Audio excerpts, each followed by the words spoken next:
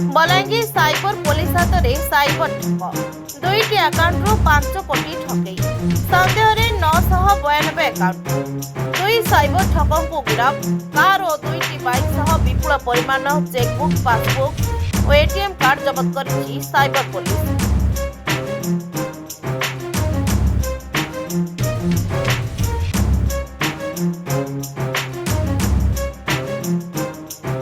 बलांगीर सदर थाना चूड़ापल्ली गाँव देवाशीष कांति और सौम्य रंजन कबाट गरीब और निरीह लोकों को टंका प्रलोभन देखाई विभिन्न बैंक रे कॉर्पोरेट और करेंट बैंक अकाउंट खोलाउथिले। किछि टंका सही लोकों को देई बैंक अकाउंट पासबुक चेकबुक और ATM card Paschim Banga cyber ठगों को देउथिले। एमाने एजेंट होई प्रति अकाउंट रो 5 रु 10 हजार टंका पाउथिले।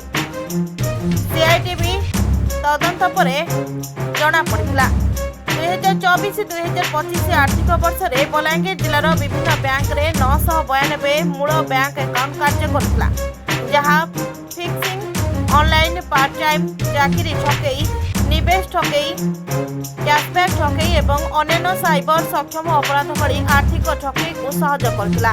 बैंक कारबार एवं केवाईसी रेकर्ड रो एक विस्तृत प्राथमिक तदंत एवं विश्लेषण पर जणा पड़िथिला जे अभियुक्त व्यक्ति माने जाल डॉक्यूमेंट व्यवहार करी एकाधिक बैंक अकाउंट खोलिबारे संपृक्त थिले। इनोसेंट व्यक्ति मानक प्रलोभित करी एवं एही अकाउंट गुडी को साइबर ठग मानक अवैध कारबार पई जोगाइथिले।